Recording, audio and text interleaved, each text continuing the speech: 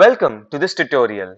In this video, we are going to take a look at the process of uploading a custom template using Excel as I had previously mentioned within the opportunity creation tutorial video. The user, while creating an opportunity, can either use the existing templates for adapting activities within the opportunity or upload and use their own template.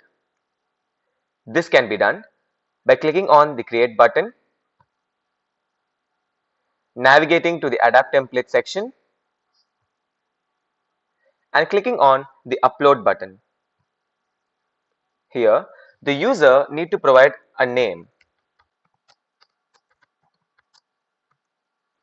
and a template type,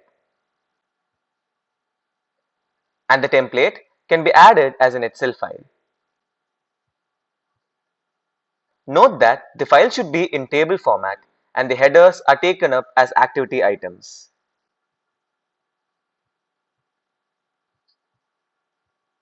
This is a sample. Once uploaded, move to the data section to view the data added through the Excel.